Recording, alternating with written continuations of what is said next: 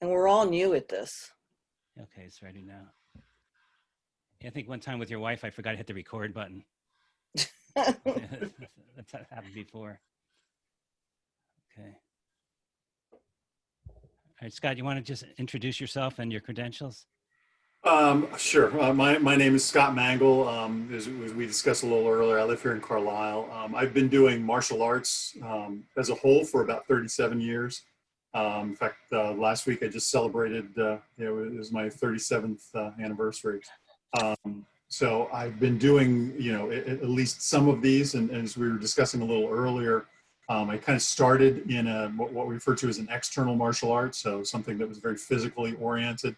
Um, and this happens a lot with people that train as they go on, they start to turn a little bit more into what we refer to as internal martial arts, of which Tai Chi is one of those. And so I've been doing that for, like I said, almost 4 decades now, in doing that. It's something I do on a daily basis. My instructor is probably one of the world's most renowned experts on a concept that we'll talk about as part of that. So I've been able to, I've been blessed to get some of his direction for the last 30 years in what I've been doing. So I teach here in Carlisle. I have a couple classes that I'll run here. I started off, honestly teaching here probably about 10 years ago, teaching to a group of individuals that wanted to get together for special needs kids. And then I actually still have some of them that are in my classes that are still taking it. So there's a pretty wide benefit to being able to do this. It really impacts different people in different ways, but no matter what the issue is, there's really some good benefit for everybody to be able to do this. Nice. And just starting off with a couple questions. How many, do you have any people with Parkinson's right now? I do actually have I have a couple students that are in Parkinson's. I think though the one is probably about level 2 stage or stage, however they're referred to it. He's got some issues with this, but he's out there. He's out there every class, trying to go through that. So I'm familiar with with some of the conditions obviously that he's got to deal with. Right. There's been some good articles on Tai Chi and Parkinson's.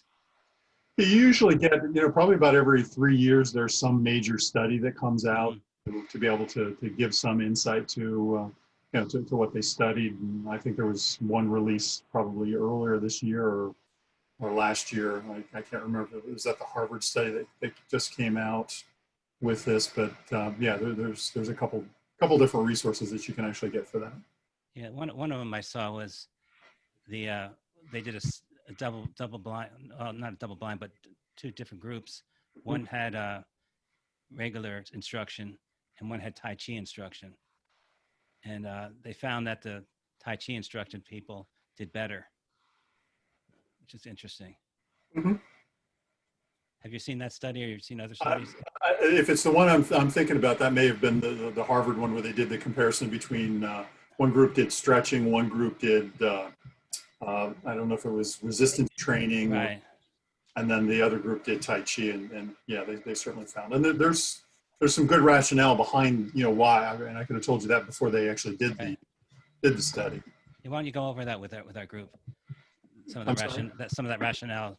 Yeah. So the rationale really comes down to the fundamental things that you're doing with Tai Chi, because there is both resistance training, there is body mechanics movement, as well as some light stretching, or at least some range of motion stretching. So you're actually getting some of the benefits that the other 2 groups would have gotten contained within there. So that's why I said right off the bat, I can tell you with those 2 particular entities, you're going to get the same benefits combined into one as part of that. Because Tai Chi is one of those things where as you're doing this, you are working the entire body. You're working both from a breathing perspective, from a balance perspective, from a weight training. There's resistance training in there, although it's not necessarily upper body like pulling on a weight or something like that. But when you understand the movements and what you're doing, you sort of see how that applies to some of those other other pieces. Right. So you actually do get that benefit across the board. Right. Does anybody have any questions in the audience? We could do like a little mini webinar Anybody have any questions for Scott? Hey, this is Dave. You hear me? Yeah, we Yeah. hear you. Okay. Well, I went to rock steady boxing and found out that was not for me because I go to a slow pace, and other people in the class were real fast, and was holding them up. So I never went back. Is there a problem like that with the Tai Chi? No, actually, it's one of the great benefits of Tai Chi is, and I tell that to my students all the time, is you're actually going so slow, and as we're doing this, I'm demonstrating and people are following along, but there's enough time because of the slowness of the movements that you're watching along. It's easy to catch up because everybody's going they're going slowly. In fact, the slower you go in that, the more deep into it you get. So it's one of those where if you're actually going slower, there's a good chance you're getting even more benefit than the other people that are trying to go a little too fast. That's usually the biggest problem I have with my students is they're trying to go too fast. I think I saw that where somebody, they stopped breathing or did some type of breathing exercise for a minute. So You can, yeah, there are some levels that you can go through this where you can actually stop. You can slow your heart rate down. right. You can slow your breathing rate down to it. That gets more into the qigong side of it. A little, and that's part of Tai Chi, but it's a little bit different venue. But yeah, there's a lot of historical medicine for Right. in how they go about doing that. Yeah, so like somebody like Dave that's worried about being too slow, if he jumped in that minute of breathing halfway through, it would still be half the breathing. Mm-hmm.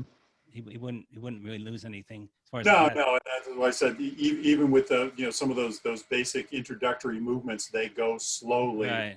And in Tai Chi, in and of itself, is what we refer to as a feeling art.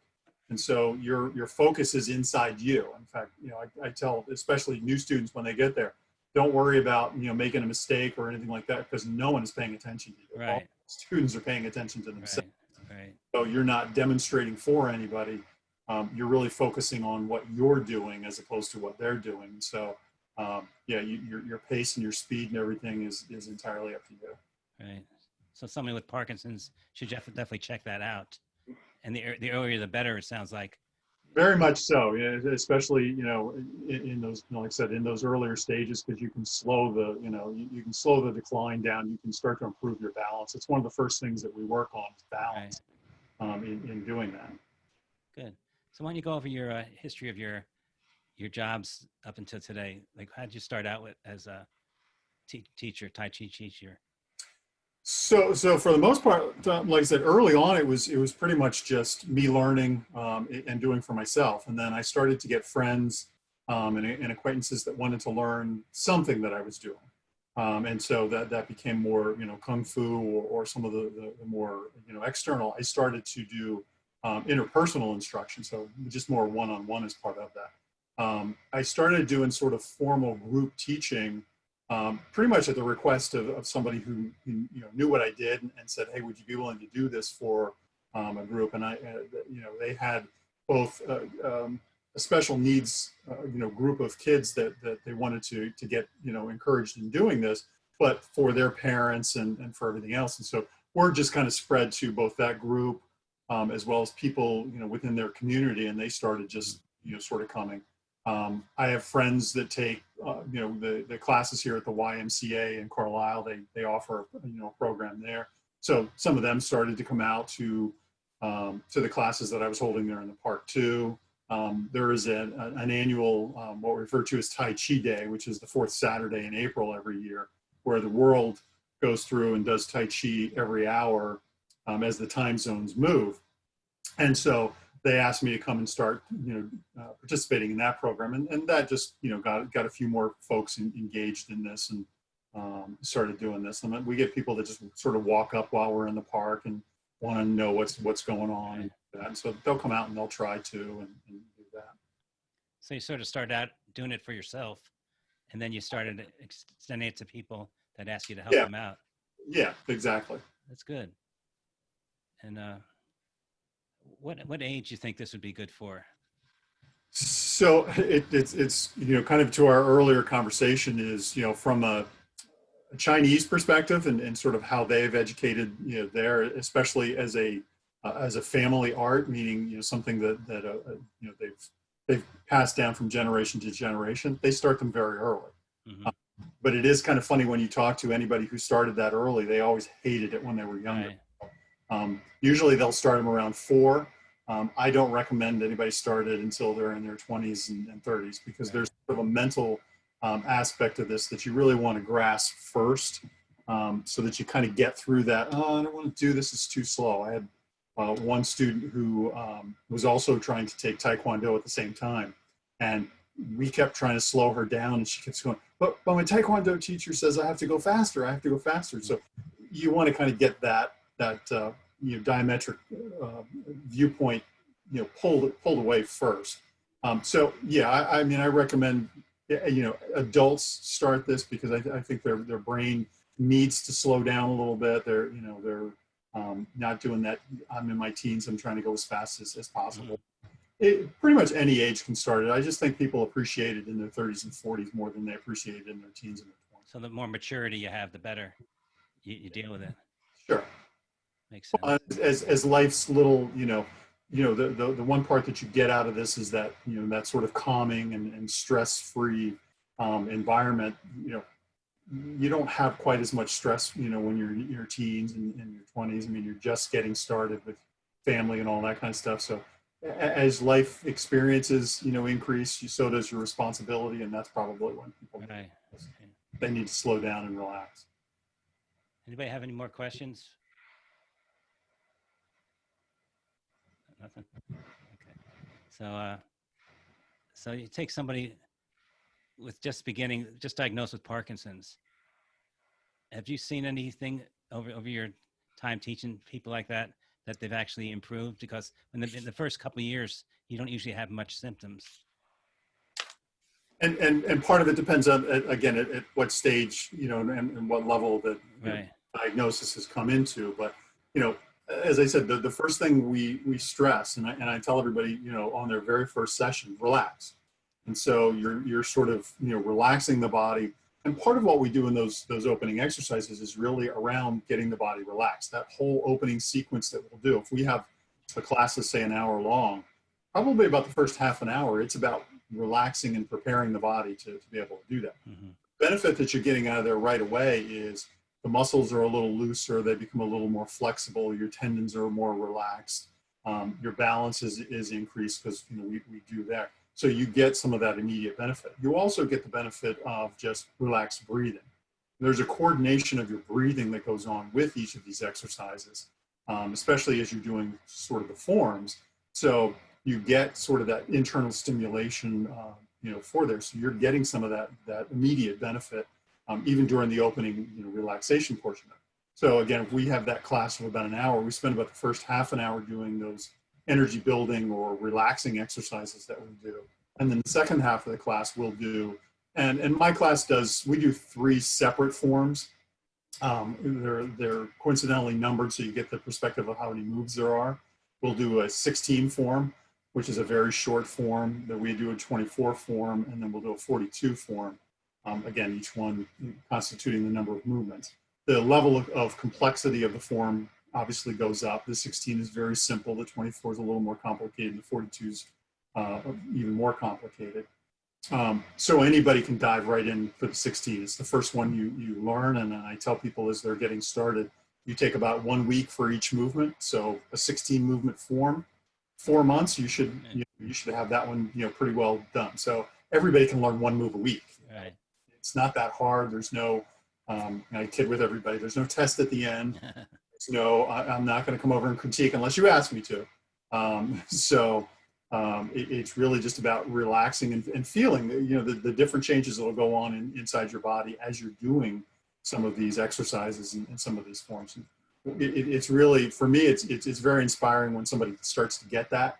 So if they stick around with it for that first, 2-3 months, at the end of that, I can see the light bulb. I can see the light bulb click. I can see them, appreciating some of the value in doing that. And, you get immediate benefit. You feel it the first day, but I think sometimes it's a little overwhelming if they're trying to learn too much. And you think about your first day. I'm going to have you go through that 16 form that first day.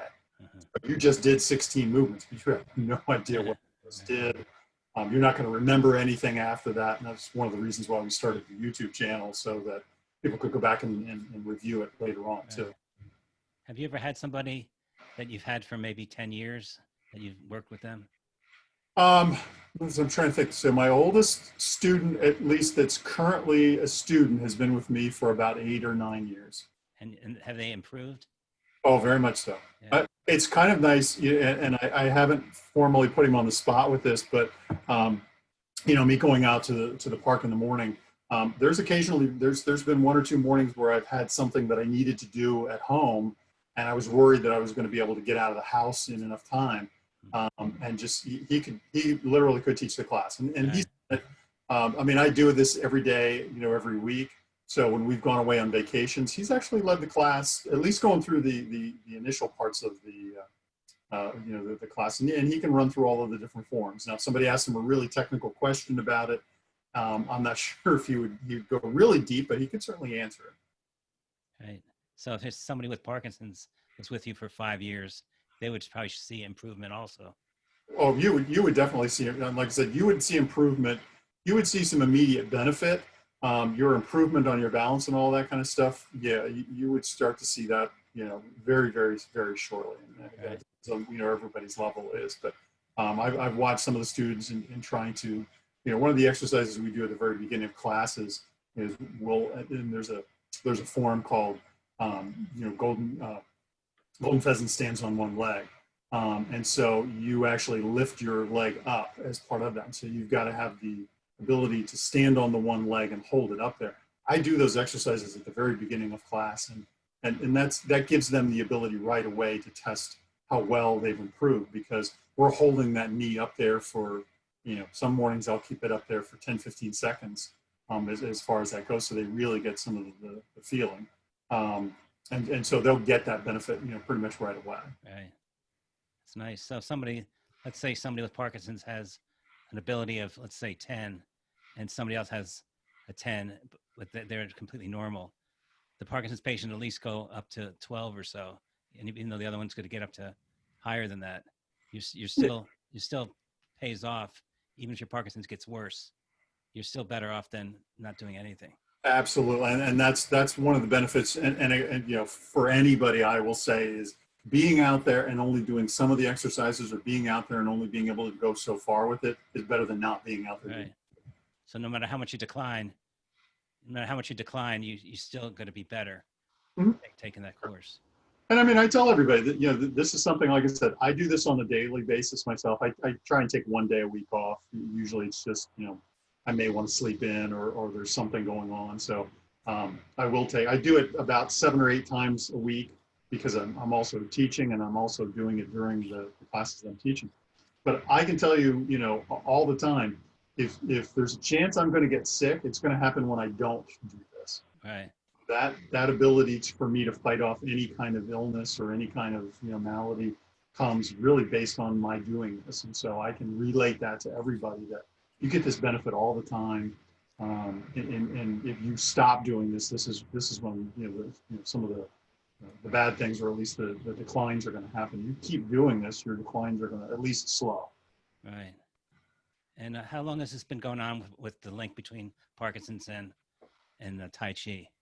That's an interesting question. I don't know the first. I'm not sure the first study that came out specifically with Parkinson's as part of that. But the concepts that we're talking about here have been around, literally about 4,000 years. This can be traced back to some of the benefits to, what this approach is. This goes all the way back to it's like the 3rd century BCE, where they realized that, hey, by people moving, they're actually combating illnesses and being able to do things, and they can draw that correlation then, to some of the different maladies of the day as part of that. So we don't necessarily, I don't look at this as only combating one particular thing, but from a Parkinson's, I'm pretty sure, right from the time that it was formally diagnosed as part of that, and they started to do the studies, you can probably draw that back to those early studies. All right. So no way is it a fad. Like you see, It is not a fact. No, these no. things come and go.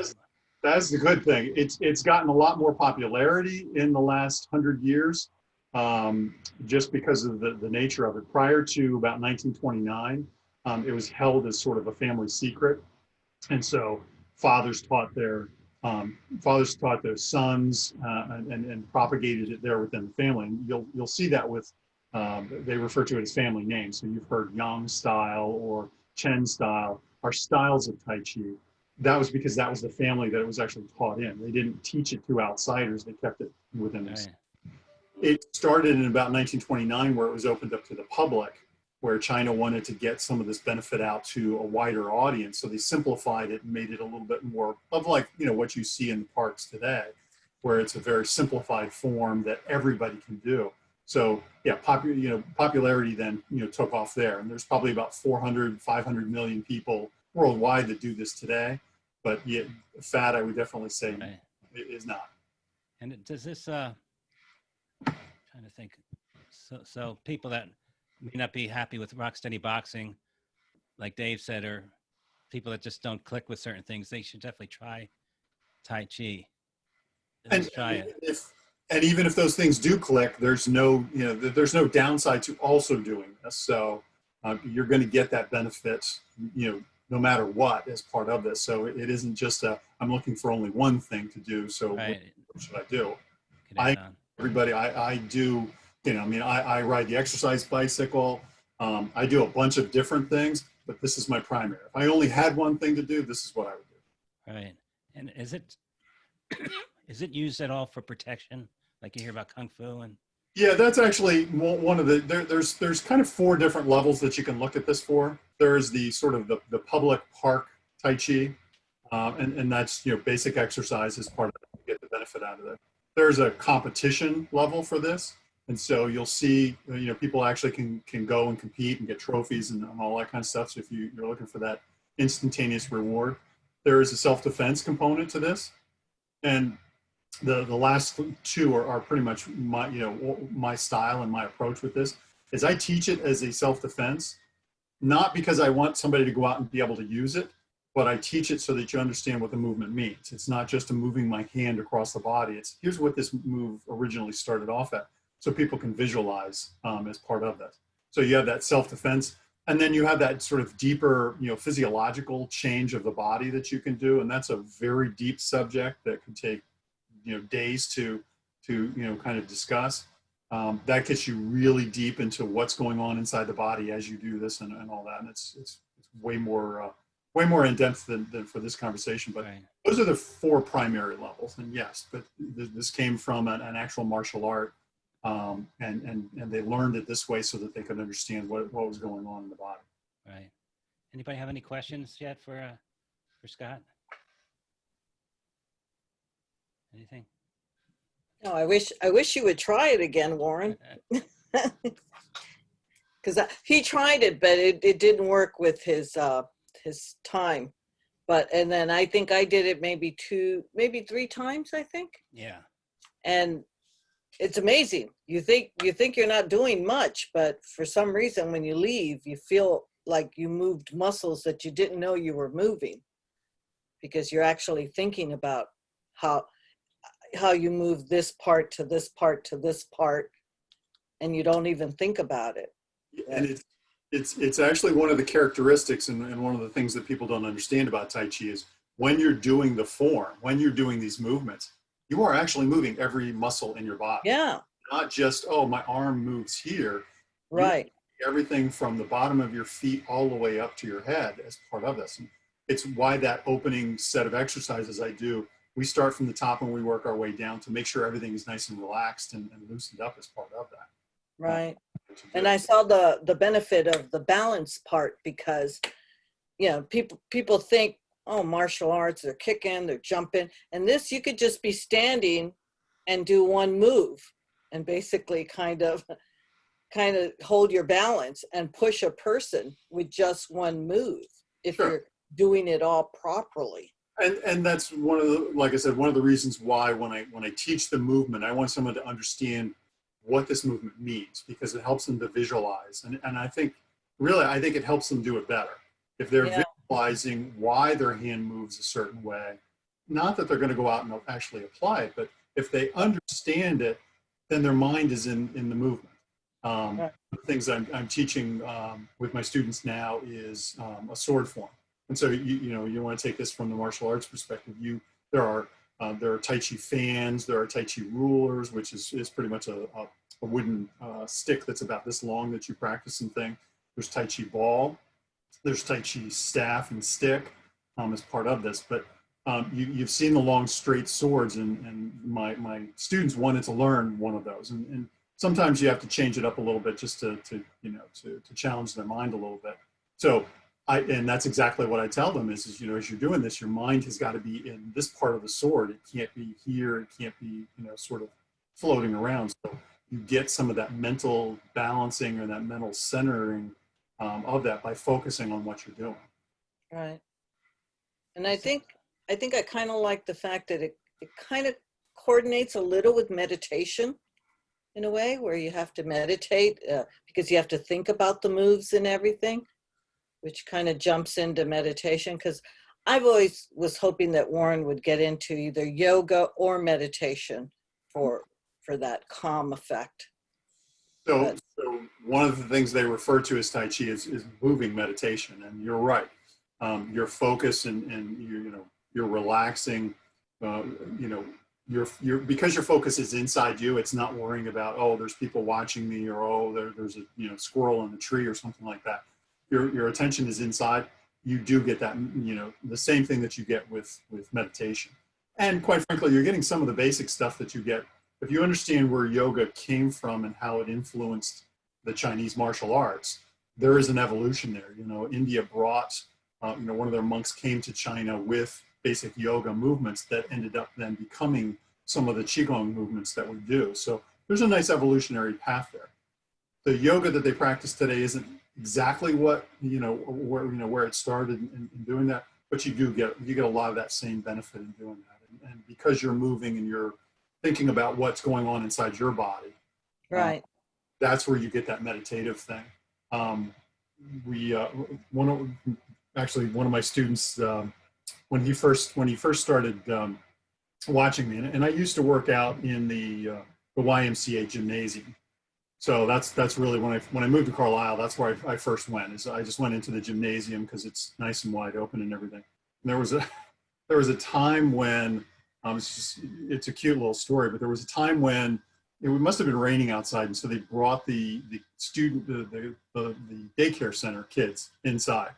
So I'm down on the one end and I'm practicing my form, and somebody thought that it'd be a good idea to get the kids engaged in a game. And so they brought out the wiffle ball bats and they started to play a game of wiffle ball. One of these kids just ripped one, and I'm over on the other side, and the ball just went, right by my head.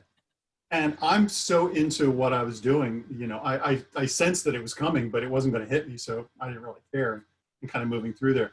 And the friend of mine who ended up becoming one of my students, and coincidentally is the person with Parkinsons, he couldn't stop talking about it afterwards. He said, you didn't move. You were so into what you were doing. And it's like, yeah, that's kind of the benefit that you get. You're focused on what's going on inside your body, not what's outside of you.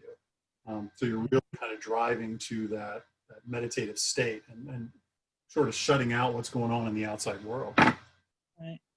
Well, that's what I thought was helpful. Honey, isn't it basically like because you have Parkinson's, you have to really think about like the big moves, and you have to think about like speaking loud. So it's kind of in the same concept about thinking about the moves and thinking about stuff.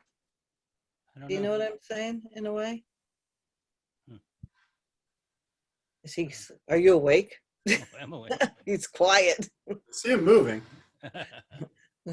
That's why I thought it would be good for you, because of if you didn't do the yoga part, the part where you have to think about stuff. Right. And that's what they teach is like you're basically thinking about every move that you're doing in your body and everything. Yeah. When you said that you could control your blood pressure, that's all the autonomic nervous system.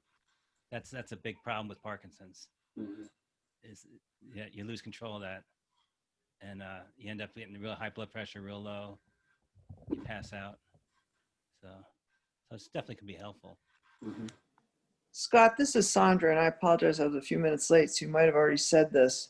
But where are you currently teaching? If we did want to try this out, where could we join up? So I'm currently teaching where I live. It's here in Carlisle. So I teach at Thornwell Park right now because it's it's outside. It's something we can do in in these COVID days where people can't get together in larger groups inside.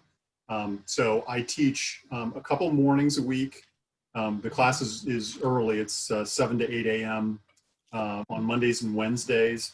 And then Saturdays I teach at, we go at 7:30. And that's primarily because there's another exercise group in the park and we try they're playing music. And so, in trying to keep my students focused on what they were doing, we just adjusted our time a little earlier. We were meeting at 8. That will move to probably like 3 o'clock in the afternoon. But if anybody's interested, and Warren, you've got my email address. Yes. You can certainly share that email address with anybody. I have a distribution list where I send out links to different videos, not just the ones that, obviously that I have out there. There's a wealth of good information out there. There's also a wealth of people that I kind of look at and I go, what are you trying to do? Because that has absolutely nothing to do with what Tai Chi is. But I will send out links to everybody, and if somebody's interested in finding out more information or wants to get a formal invitation, especially if we do like an online Zoom, if the weather's not bad, just shoot me an email and I will get you added to the distribution list. Good. Scott, do you do a one trial lesson if somebody wants to not sign up for it, just to? So there's no cost for me doing this. So there's no, you have to worry about, Oh, you don't charge. No, I don't charge. Oh, okay. I refer to look at it as, there's no cost and my lessons are priceless. So, Wow. you kind of get in that, well, it's free. Well, it must not be very good. It's like, no, it's actually very good. It's just, it's my passion. It's not my profession. It's nice. So everybody should give it a try then. Everybody, there's absolutely no risk to doing it. You come out. I would just encourage everybody, and I'll tell you this from the very beginning. If you're going to do this, commit to doing it for a certain period of time, because Right. it takes a little while for people to understand what they're doing. And I'm available for conversation after class. If you get there early, I usually, because my classes are only about an hour, I'll get there probably about, anywhere from a half an hour to an hour early myself because I'm doing some things because I'm just going through my workout. But, I'm always available for questions. And it really is something that you not only do, but it really makes you think. And so I encourage people to, you have a question about a particular move or you have a particular question about, well, what am I doing or anything like that? I'm available. This is, like I said, this is my passion. And I look at this is really an art. And so I want people to, absorb this and to do this. So there's no financial, worry that anybody has with this. When we were internal, we were doing like a free will donation that people could do, but that was when we were using the church's facilities. So it made good sense. I haven't done anything since we moved outside. I haven't been doing anything along those lines, but if it makes somebody feel better and they want to contribute a couple of bucks, that's fine. So you have another job then, the regular? I'm in between jobs right now, Okay. but money is not my primary motivator. Right. Great. That's awesome. Yeah, I had actually, I guess 2 points I can add. One is my daughter and I were on a small Viking cruise trip about 18 months ago. And every morning, it was Vietnam and Cambodia. So every morning there was a Tai Chi class and we did it. And it was enlightening. It is hard. I mean, especially for us who have Parkinson's, the whole balance thing is very difficult. And I think then, Scott, I talked to, would it have been your wife about actually, because we started Rock City Boxing in Carlisle at Carlisle CrossFit, Central Penn Wellness. And I think I had gotten your name. This was right before the quarantine, so we couldn't end up taking action on it, but actually trying to have you maybe participate with some of our Rock City Boxing people. So I'd love to come check it out. I can actually walk to Thornwood Park from my house, so I can't claim that it's too far of a drive. Yeah, we actually we just changed the day of the week. Excuse me. I was out there with the instructor who teaches over at the Y is a good friend of mine, and so he was taking his classes outside. And I said, hey, I'd be more than happy to bring my students and we could do something out there. So we were doing it on Tuesdays and Thursday mornings, which is when he would teach over at the Y. And so when he started to go back indoors, I said, why don't I move mine to Mondays and Wednesdays? So there's, basically students can go to mine on Mondays and Wednesdays and go to his on Tuesdays and Thursdays, and then come to mine on Saturdays. So they can do this, 5 days a week. And a couple of them, their eyes just lit up of, oh, we can do this even more. But yeah, so we're out there, and there's, like I said, there's no advanced sign up or anything like that. I think the only planning thing that everybody just wants to understand is, we're out there unless the weather's been like it's been the last couple of days. And so yesterday, the Wednesday morning, I just said, you guys can just practice on your own today, because I had some things that I needed to do. But Saturdays I will do if it's raining or as the weather gets inclement, we just move indoors. And so I'll send out the Zoom invitation, and then everybody can participate just like this. You can watch along. And I don't remember at what point you joined, but we were talking about this. It's one of the reasons why I put some of the stuff out on the YouTube channel, so that people could do it whenever they wanted to. If it suits them to do it at 6 at night, okay, there you go. There's some stuff out there, and I can give you other things to watch on YouTube so that you can sort of cut through the superfluous instructions and really trying to drive into what's good and what's not so good. So right now you're Monday, Wednesday, 7 o'clock Thornwald, and Saturday 7:30. Correct. And it'll be that schedule for the foreseeable future, because we just shifted that beginning of this month. And so where in Thornwald Park are you there? Like if you were on the Walnut Bottom Road and you parked alongside and you walk across the right, and you'll see, like I said, I get out there early, so you'll see I've usually got my bike out there, and you'll see me. It's on the other side of the park, meaning you'll see me. You have to cross the grassy area. So if you're really familiar with that, there's another path on the other side over by Walmart that you can come in that direction. That's not necessarily closer, but there's a little bit more of a walking path to get up to it. But yeah, that's where you'll see us. down by the amphitheater? No, not that far down. Okay. All right. Well, I'll try. It's sort of hectic here this weekend, but I'll try to get out Saturday morning. That'll be great. Yeah. Saturday morning would be perfect. I will tell you, and like I said, right now with the instruction, and you can still participate, so it's not an issue. But right now, because we are teaching the sword, there's a certain part of the class that you'll see some of the other students are bringing their swords. You can watch, you can do what we refer to this as the sword hand. I'm sorry. We refer to this as the sword hand. So you can do every movement that we're doing just with your hands. So you can certainly still participate along. And it's really just, it's like the other stuff that's on there. But just wanted to give you a heads up. Mondays and Saturdays, we focus a little bit on sword while we're doing this. But everything else is pretty much the same. The first half an hour is consistent with every class.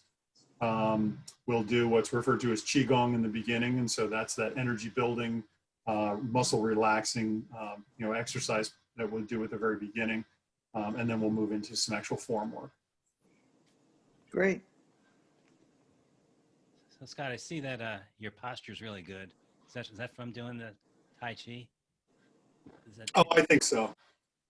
You've talked to my wife. She's by virtue of her profession, she's always concerned about people falling and all that kind of stuff. And I'll tell you, I'm still out at Christmas time stringing lights on my roof and all the way up to the second floor. And she's always worried about it. And I said, sweetheart, she knows it's just her nature, but my balance is extremely good. I can stand on one leg for a long time. And so on the ladder and being balanced like that is not an issue at all for me. Because for Parkinson's, that's like the major complaint is balance and Sure. your posture. That's good. Anybody else have any questions? Hey, Darlene, you have any questions? I see her. Yeah, she's coming back. I So, think she's on mute. so Warren, can you give our email information Yeah. to Scott so we can get added to his list? Yeah, definitely. Thank you. All right. Yeah, Darlene is muted and it looks like maybe she had to step away. Okay. Looks like it. Dave, you have anything to add? No, Okay. How about you, Scott? Anything we can talk about? No, I mean, I think we hit kind of like, I could talk about this for days. So Yeah. there's a lot of stuff that I can dive into, but as I was, discussing with Megan of just, I wonder what kind of things, how deep should I go? And I said, my biggest fear is I was going to go too deep. I don't Right. like, get everybody really nervous about this because I can start talking about, what happens inside the body as you're doing these things and hormone production and all that kind of stuff. I don't want to go that deep with this. Now, would you want to talk? I was thinking of just using this for a podcast in the audio because we went over just about everything. Would you rather do one more detailed? It's your call. I don't mind either way. Yeah, maybe I'll do that. What you did and it sort of fit the nature of what you wanted to do, then by all means you're welcome to use it. And if you'd like to schedule something separate, Yeah. ask other questions, by all means too. Yeah, well, I'll leave them both on there. That'll be great. Yeah. Good talk. Yeah, Darlene, you have anything to add? She's still on mute. She just came back. There she goes. Oh, there she is. I'm in Thailand, and it's kind of hit or miss here, but Oh, I think yeah, it got sounds it good. now. And it's free. What ask? right, Darlene. Go ahead, Diane. No, I said we can What's always that? go and meet there. The park. Yeah. Because Good. my daughter's always up super early. I'm gonna tell her. I know somewhere we can go. So that'll be good. All right. Guess we're done now then. All righty. Thanks for a good meeting. Thanks, Scott. Okay, thank you, Scott. Thank you, Scott. Hey, Thanks for Scott. having me. Scott, Thanks, Scott, and thanks, Warren, for organizing us. Sure, anytime. Okay. Have a good I day. have an unrelated question, Scott. Okay. Oh, sure. Go ahead. I understand you're a Star Wars aficionado. See, there's one of the things that I could have definitely dove into, the whole concepts behind Star Wars and how they drove out of some of the concepts of chi and everything else. So it's very big Star Wars. So I hear. Sounds fun. Thanks. you sound very interesting. All right. Thanks, everybody. Have a good day. Safe. Bye-bye.